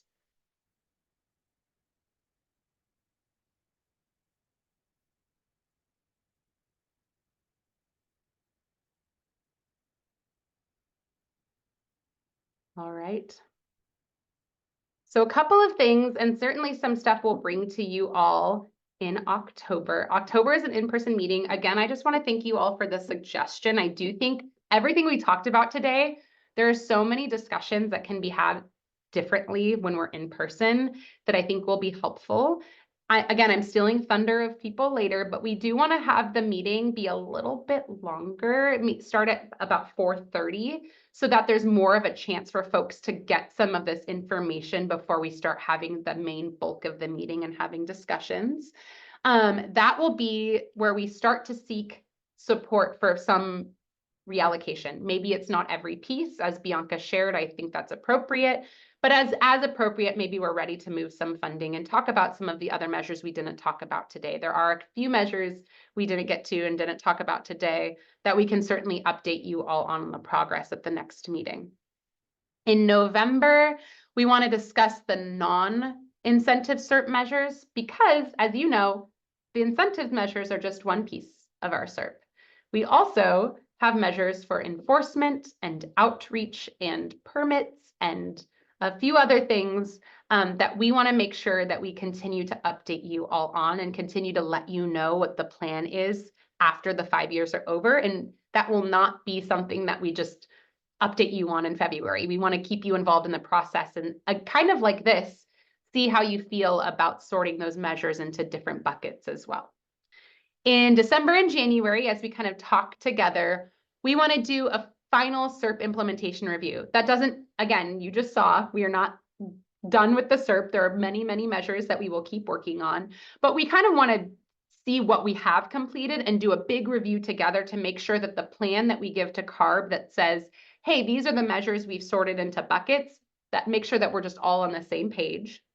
And then in February 2025, the Shafter SERP, at least as it exists right now, is sort of complete. And then we move on to sort of Plan B, which is the measures we've now sorted into buckets and we will move forward on. So that's the plan for the next few months.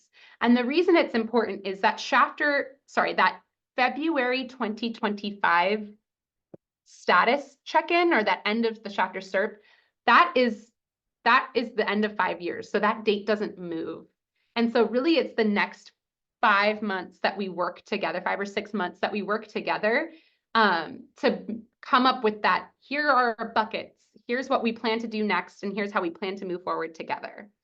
A couple of things is that this won't just be, hey, we're done and we're never going to meet again. We will talk also at the in-person meeting about what it means to continue to meet as a group and to continue to work together on those measures that we still want to move forward with.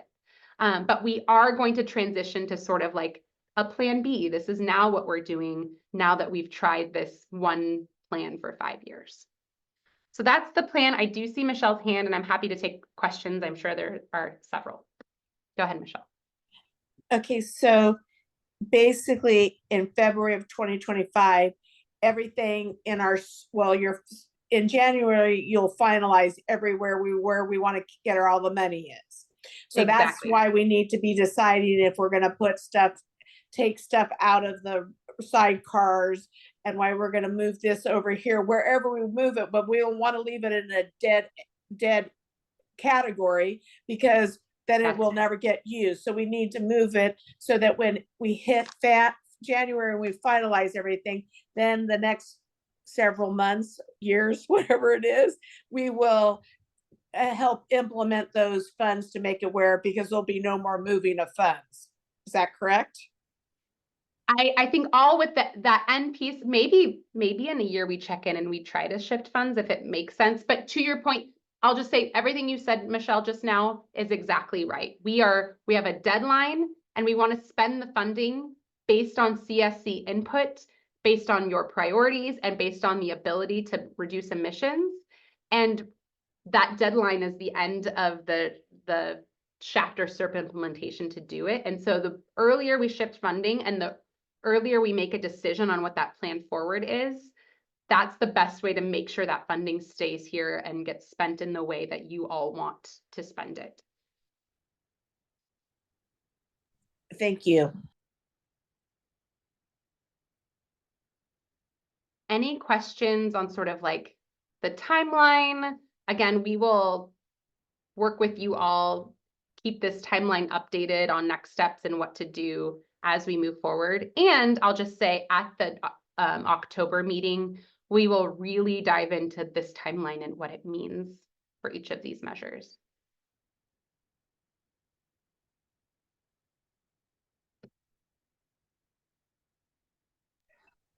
Jessica, sorry to interrupt. Will we be having a December meeting? This is Jessica. We'll work together on figuring out what that December meeting looks like. Probably based on some of what I'm hearing right now, I think we've traditionally not had a December meeting for the holidays and kind of where it falls, but I think it might be see where we're at. It might be an important meeting to have, I'm guessing, based on the decisions we need to make together. This is Diana. Thank you so much, Jessica. Before we move on past this agenda item and switch to standing updates, want to give another chance for any of you to ask any questions or also share with us what would be helpful for you to have either at the October meeting or before the October meeting to help us with our discussion that we're going to continue in person with all these different buckets.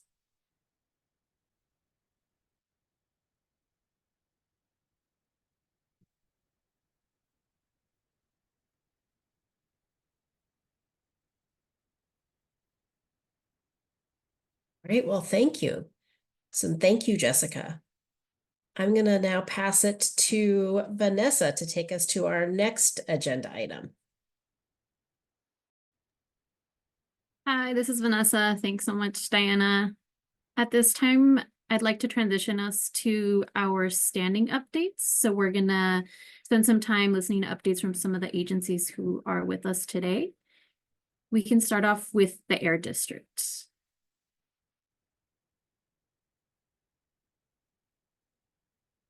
I think I'm going to start for you guys. My name is Michelle Rivera. I am part of the Outreach and Communications team for the Valley Air District. Let me share my screen.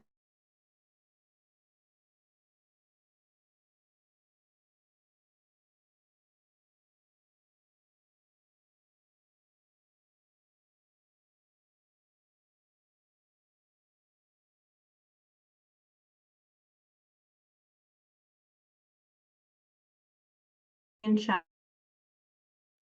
Is it just me or is Michelle frozen? Michelle froze for me as well. Oh, wait, you're back, Michelle. Maybe. I saw your head move, Michelle. Can you try to say something to see if we can hear you? Can you guys hear me? Yes. Yes. All right. I'm going to turn off my camera just in case. I did get disconnected, but let me see if this helps. I'm going to try sharing my screen again. Okay, can you see my screen? Yes. Okay, so I'm just going to go over briefly some of the outreach events that we participated in this last month. We did get to spend a couple days out in Shafter. One of the first events that we attended last month was the Valley Can workshop. We did help residents here that attended the workshop apply for the Clean Air Rooms program, and we distributed promotional materials as we do with all of our events that we participate in. We did get to help, I believe, I think it was about 20 people at this workshop, but this was just one of 4 events that we got to attend in the 2 days that we were there. So it was a really good workshop. There was a lot of people there. Here's some more pictures just on some of the outreach. As people are waiting, we are helping them, going table to table and asking them if they've heard about our programs, if they've applied, and if they haven't. Attending this workshop is a great way for us to get them to apply because they already have all the documents that they need. So we're able to work with them, teach them a little bit about our programs, not just the Clean Air Rooms program, but everything that we do at the Valley Air District. One of the other events that we did participate in was Shafter First Fridays, as Rocio mentioned earlier in this presentation. We did help residents also apply for the Clean Air Rooms program. So we got to see a little bit of everybody, older folks, adults and children, as you can see here. So they get to also learn about our Healthy Air Living Schools program, and they get to learn about what we do here at the Air District. While we were in your guys' area, we also got to visit Teresa Burke Elementary, which is in your 7-mile radius. We attended this school. It's in Wasco. And we attended school drop-offs, or I'm sorry, this was pickups. So while the children are getting picked up from school, we're giving education to parents and encouraging them not to idle while waiting for their children. So here we are, just distributing information, again, telling them what we do at the Air District and also encouraging them to apply to the Clean Air Rooms program. Another school that we attended while we were there was Redwood Elementary School, and this was on August 27th. This was a mixture of elementary and middle school students. We did try to spend as much of our time in the elementary school section, but the school dismissal times are around the same time, so we tried to hang out as much as we could there and talk to children and parents. There's a few more pictures. One of the other schools, our last outreach that we did while we were there was at Golden Oak Elementary, and this was for their back to school night. This was probably our greatest outreach effort that we had. There was a lot of parents, and it was one of the schools that we hadn't been able to get into for a while. So we were really happy to see the outreach that we were able to do there, and just the parents that were interested and that hadn't heard about the Clean Air Rooms program. So we know that people are applying. We did see an uptick in the number of applications that we received, which I'll give you guys an updated number in a few slides. But this kind of just shows you like the type of outreach that we're doing, the type of people that we're seeing. This is an updated number of the applications that we've received. So we have received 1,118 applications for the Clean Air Rooms program. So we did see a jump in the number of applications from last month, which is exciting. You know, the outreach that we're doing is working. Planned outreach for Shafter. We do have another vehicle replacement workshop coming to you guys.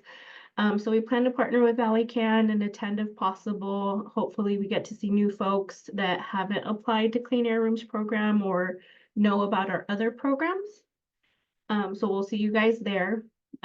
We will have flyers available. If you guys need any, feel free to reach out. We can mail them to you guys. And then, as Jessica mentioned, we will be partnering with Valley Can for the smog repair event, and this will be on November 2nd. One of the things that we mentioned was that the lawnmower exchange event will also occur at the same time. So what you're not seeing on this flyer is that promotion of it. So we're working with Valley Can to have them update their flyers and make sure that they're mentioning that the lawnmower exchange will take place at the same time. We're not sure what that's going to look like yet as far as the promotional materials, but we will work with them to update them and send them your guys' way as well. Again, if you guys need them, if you guys want to help us promote these events, please give us a call or email us, and we'd be happy to send them to you guys. That's it for me.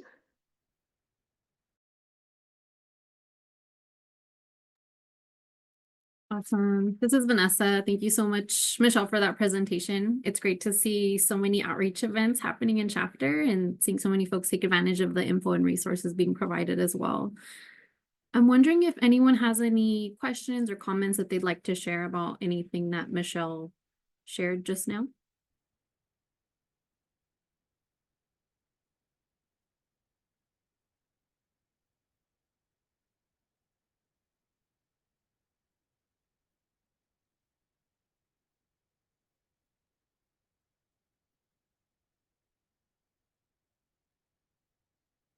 I'm not seeing any hands raised and there isn't anything in the chat. So in that case, we can move on to Carb.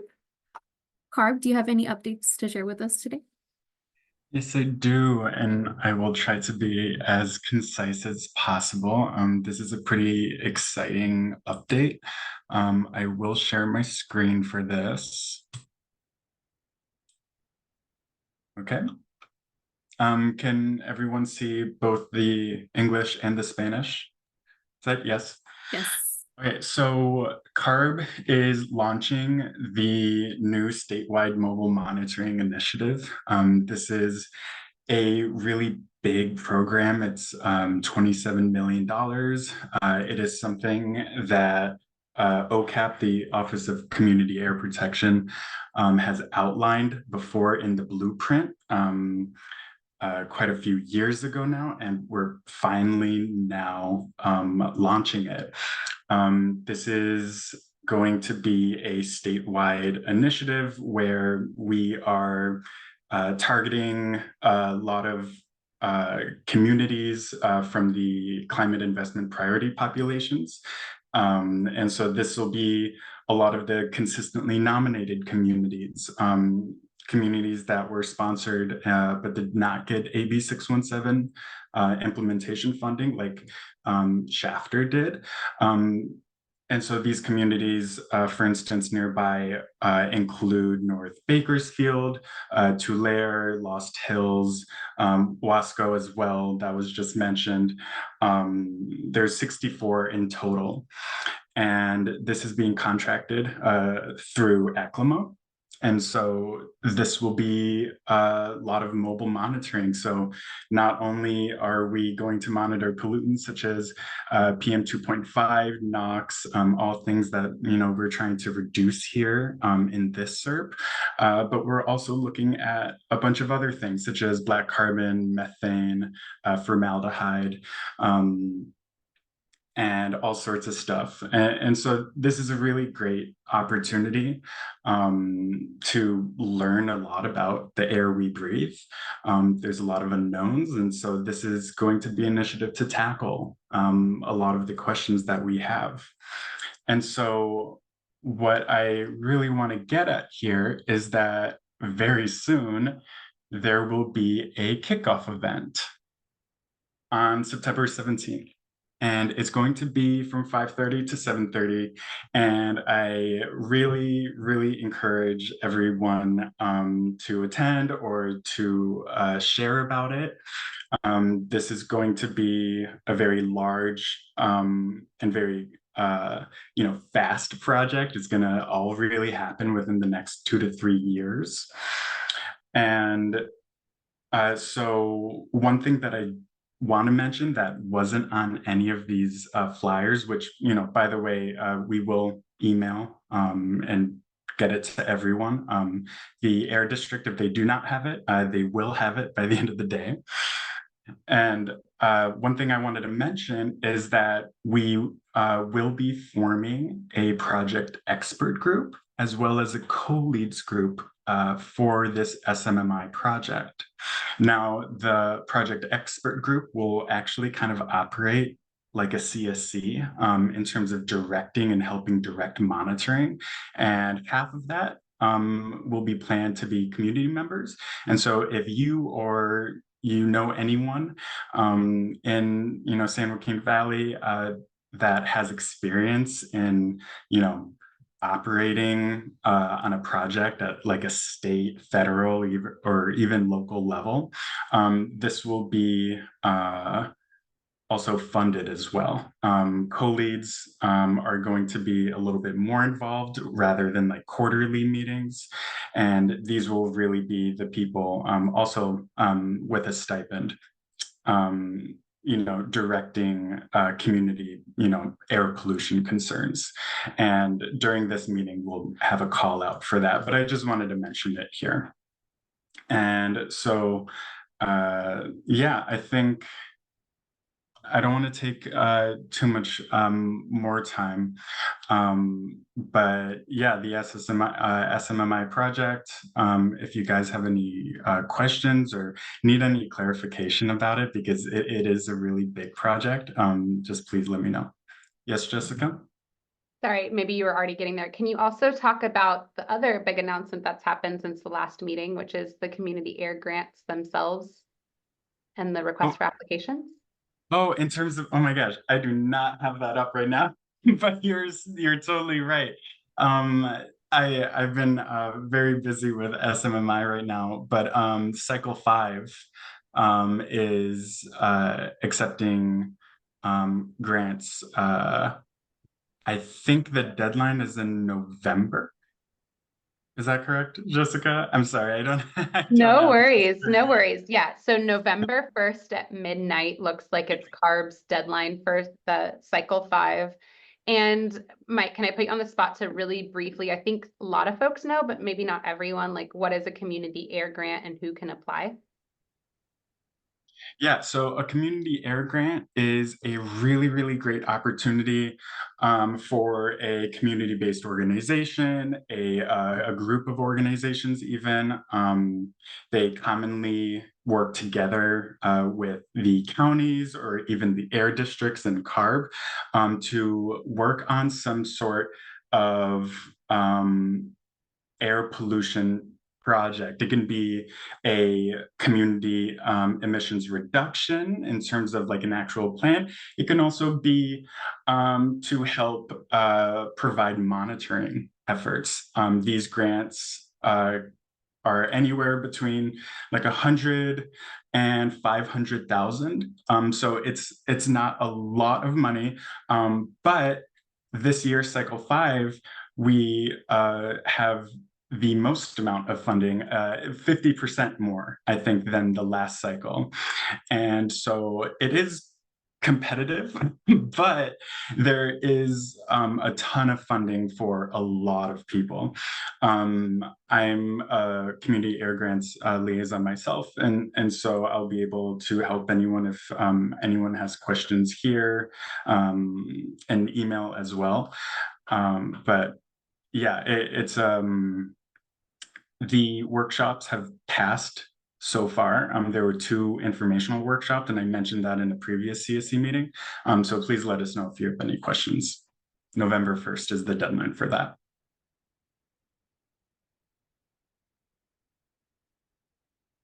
And just so guys see, you put the RFA for the CAG grants. Thank you so much. I just posted the 1-pager for the SMMI project in the chat as well, but everyone will get this in email also.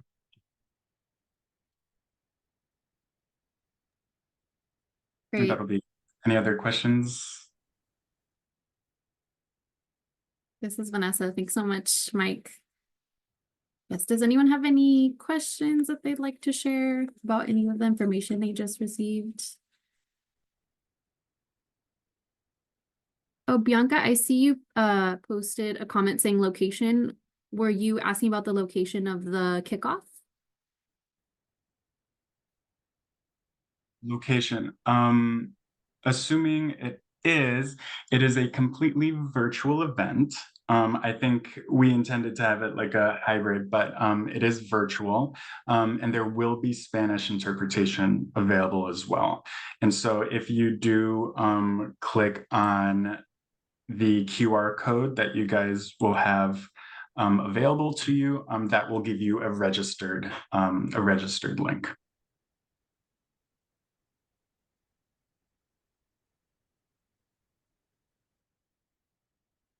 This is Vanessa. Thanks, Mike. Thanks for your question, Bianca. Any other questions before we move on to the next update?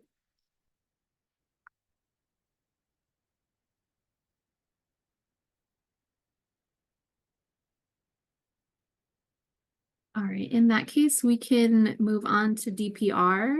DPR, do you have any updates to share with us today? Yes. Good evening, everyone. This is Aniela Barant from the Department of Pesticide Regulation. We just have one update for tonight. We're thrilled to announce that DPR has hired a deputy director for sustainable pest management, and her name is Sapna Sotahil, and she is going to lead the sustainable pest management program at the Department of Pesticide Regulation.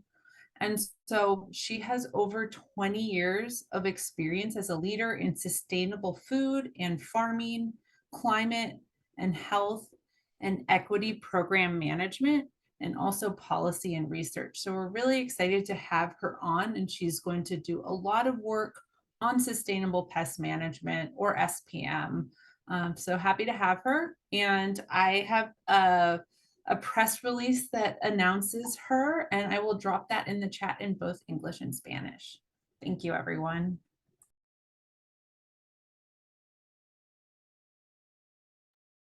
This is Vanessa. Thanks so much, Aniela. And she just dropped a press release link in English and Spanish. So please feel free to click on that if you'd like to learn more.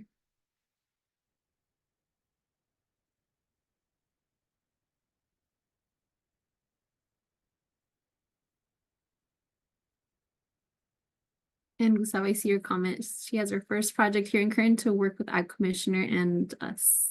Very exciting. Any other comments or questions?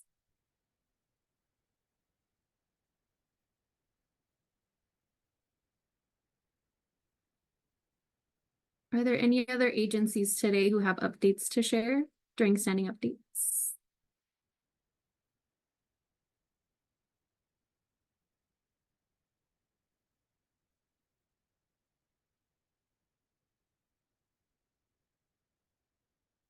Great. Well, thanks to the Air District CARB and DPR for your updates. Before we continue on to the next section, just want to leave some space in case there are any other questions or comments that folks would like to ask.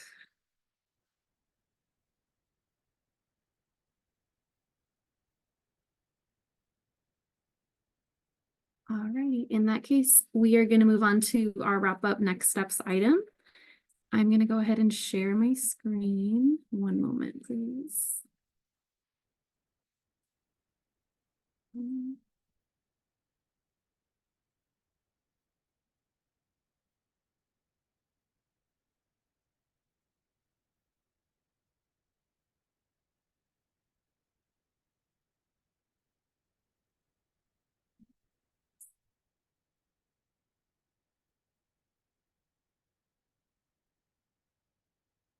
Can you all see my screen okay? Yes. Yes. Okay. Sorry, let me enlarge it a little bit. There you go. All right, well, once again, this is Vanessa. Thanks so much, everyone, for a great turnout tonight and for engaging in today's meeting, asking all of the questions, providing all of the comments. As you are likely aware, it's really important that we get the CSC's input, especially as we start planning for in-person meetings. We definitely want to make sure that the October in-person CSC meeting is a successful one and one where you feel like you're being heard and the discussions that you want to have are being held. So as always, definitely appreciate your engagement. As was mentioned before, we're really excited to share that our next Shafter CSC meeting will be held in person at the Shafter Ford Theater on Monday, October 14th. We will start a little earlier than usual, as Jessica had mentioned, just because we want to make sure that we have enough time to fit in all of these wonderful discussions regarding the SERP incentive measures. So we will be starting at 4:30 p.m. instead of 5 p.m. to make sure that we get to cover everything and we don't feel rushed. We'd also like you to note that there will not be a Zoom option available. It will be mainly an in-person meeting. And as always, we look forward to seeing you all there. And as for agenda setting for this month, the October in-person meeting will focus on discussing and reaching consensus on the SERP measures that we heard about earlier today. And so the agenda is pretty set. Given this plan and that the CSC had requested that SERP decision-making be held in person at last month's CSC meeting, I just want to ask if everyone is okay with skipping this month's agenda setting meeting. I'd love to hear from you all. You can feel free to comment in the chat, or if you prefer to raise your hand or speak out, feel free to do that.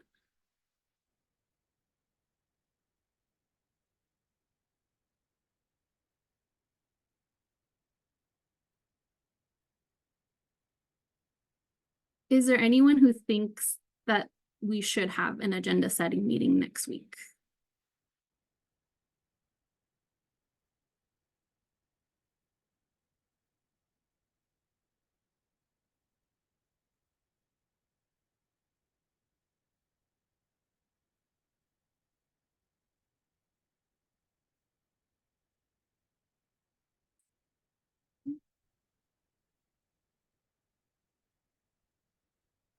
I'm not seeing anything related to comments sharing that we should have an agenda setting meeting. I'd like to assume that folks are okay with that. If that is not the case and you definitely want to have an agenda setting meeting, please do let us know. In the meantime, we will plan on not having one for Monday.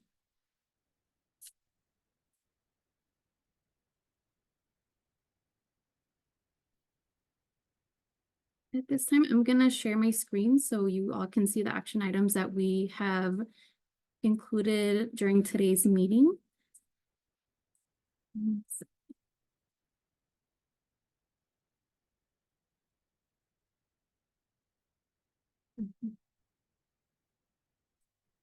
Can you all see my screen okay?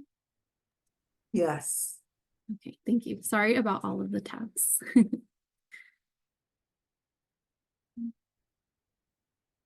me just see.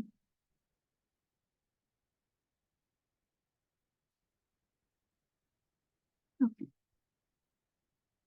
So as you all may know, we work really hard and diligently to ensure that we are capturing all of the insights and the action items that come up during CSC meetings. And so in doing that, we might miss some of what was said during action items. We might miss parts of action items, or we might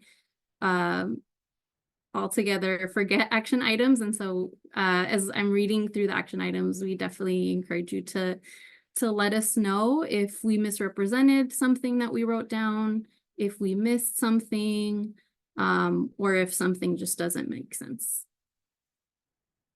So at this time, I'm gonna go ahead and read through them.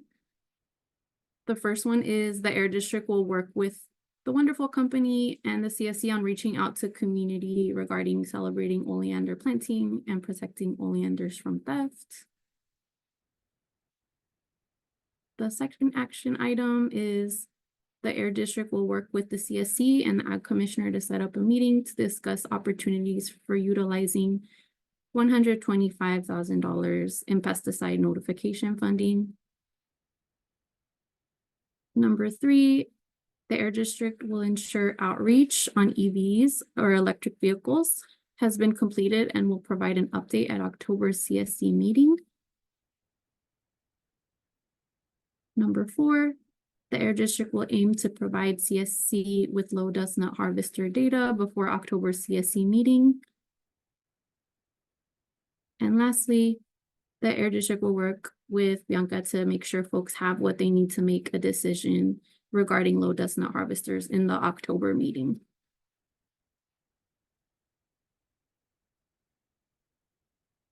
Those are the action items that we have for today.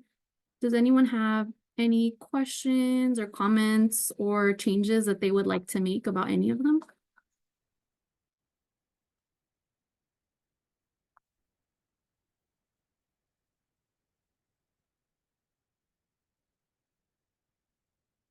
Linda, I see you raised your hand. Please go ahead. I had a question on that last action item. And it said about Bianca and the low dust nut harvesters. Could all of us have the information on it? Oh, certainly. And whoever wants, I was just saying work with, since she had a lot of comments about what information they were interested in. We will share all of the information, or if other folks want to work with us on letting me or others know what information they also want. She just happened to be the person that brought it up, but all of the information, regardless, will be shared with everyone on the committee. Okay, and Bianca had said that it was, or someone, maybe it was you, Jessica, about having it to folks, smaller farmers. So with that, could we know what the stipulations were last time that they couldn't qualify? Oh, they could qualify the whole time. The idea was that maybe our outreach would focus on smaller farmers. And then as discussed tonight, I think narrowing that down even more so to folks next to the populated areas like the La Colonia, Cherokee Strip, Shafter area. Oh, okay. Yeah, okay. So there was no, so we're not proposing changing there were no barriers. It was actually a very well taken advantage of program. The idea was just, one of the proposals was maybe our outreach was to smaller farmers closer to you all rather than with some of the smaller farmers. I don't really know how it works, but if they have to come up with a lot of money up front, or where they don't get paid as quickly or something, is there something that we can change in the language to help them out? Maybe they don't have the funding available that the larger farmers have, because those low dust nut harvesters, I've watched them work and they make a much like a big improvement. They certainly do. And maybe that's one of the pieces we bring back, just knowing that it's 7 right now, is I don't know that we've had trouble. I think folks have been really ready to partner with us. But I know that maybe that's some of the information we come back with is, have we had trouble having folks that are small farmers take advantage, and are there barriers to that?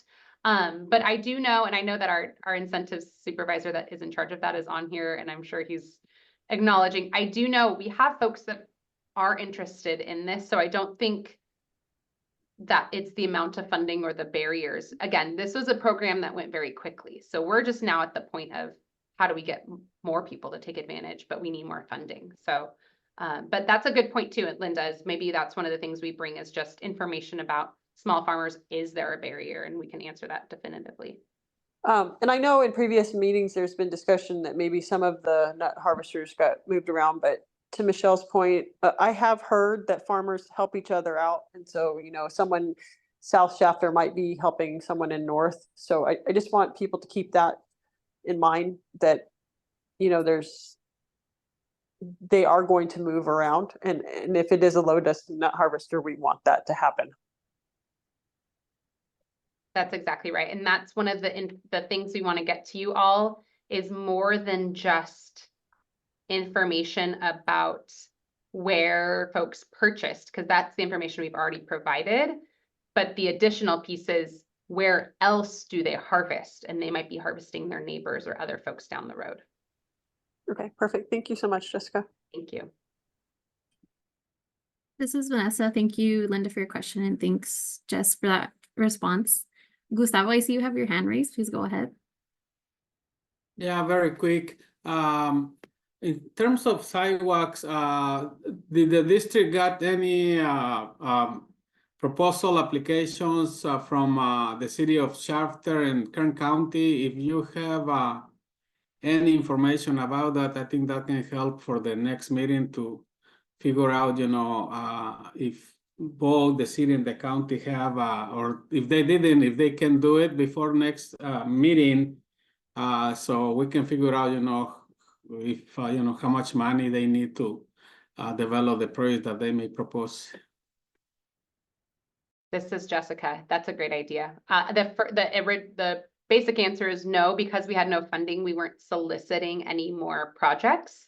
But Gustavo, your point is well taken, in that knowing what we can do will help us decide how to shift the funding. And so we can work with our city and county partners to get that information. Thank you, Vanessa. Thank you, Gustavo. Thank you, Jess. Just so I make sure that I understand, can you please clarify what the action item was, please? The district will work with the city and the county to identify potential projects for the street, road paving, sidewalk measure. So that, I mean, you don't have to add this part, but just the context is, so folks, when they go to decide if their money is needed or how much money is needed, they kind of have context for what those projects are and how much they may cost. Ms. Vanessa, thank you for that clarification. Are there any other questions or comments from folks regarding any of the action items that I shared today?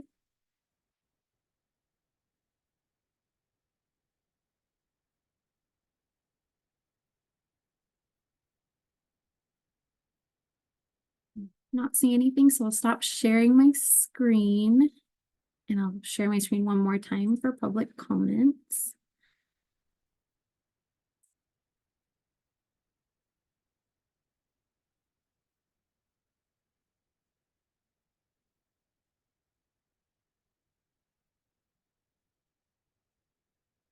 All right, well, thanks everyone for your continued engagement. Like I mentioned before, we really appreciate you asking. Oh, Brianda, I see you have your hand raised. Oh, I'm sorry. I was just going to give a comment. I just wanted to be ready. I know we're past 7, so I wanted to be prepared. I'm not sure if I can just give it now or if you want to continue. I'll be super brief. Thank you. Well, thanks so much everyone for your continued engagement. At this time, we'd like to open the floor to anyone who would like to make any final comments. As a reminder, community member comments are really important to this process so that we make sure that the program is shaped with the community's perspective in mind. If you'd like to make a comment, we invite you to raise your Zoom hand or type a comment in the chat. Brianda, I see you have your hand raised. Please go ahead. Thank you, Vanessa. And this is Brianda with DCAC. So I am just sharing a flyer in the chat. I went ahead and provided a link to a public roundtable that TCAC with CARB will be hosting this Thursday. And this is a really great opportunity for everybody in the CSC and CBOs on the call, community residents, to really express what they would like to see as far as practices and principles to incorporate environmental justice into research projects, knowing that the Central Valley, that there's a lot of interest here and a lot of folks want to come and do different projects and find out all of this data. So what does that look like for it to be an equitable process and to be, you know, working towards community? So we want to invite everybody to please come out and give your input. I am aware that this is the same day that there is another really important meeting that is a conflict of schedule. So if anybody on this call has any comments that they would like to maybe write down and submit to either myself or my colleague Gustavo Aguirre Jr., please feel free to send those to us so that your contribution is also reflected. This is the findings of this roundtable, and these conversations will really shape the projects that will come through through 2025 to 2030. So we really encourage everybody to give input if they have capacity to. Thank you. This is Jessica. I just want to add that we did send a note to you all, so you should have an email, but we can also commit to sending a reminder for folks. Thank you, Brianda. Yes, and thank you to the Air District for doing that. I did see that. Thank you so much.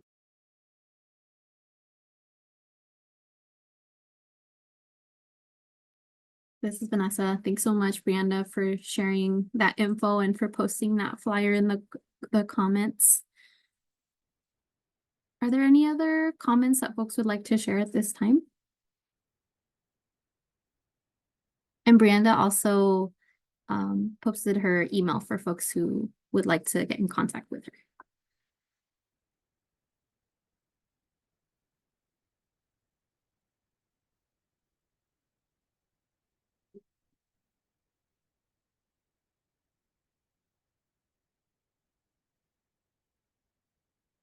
In the meantime, I'm going to stop sharing my screen real quick so I can see if there are any comments on YouTube.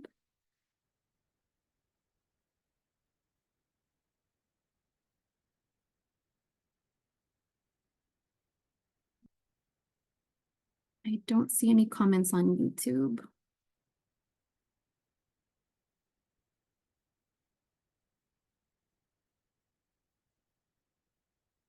Seems like there aren't any other comments from the public joining via Zoom or on YouTube. So that wraps up our meeting for today.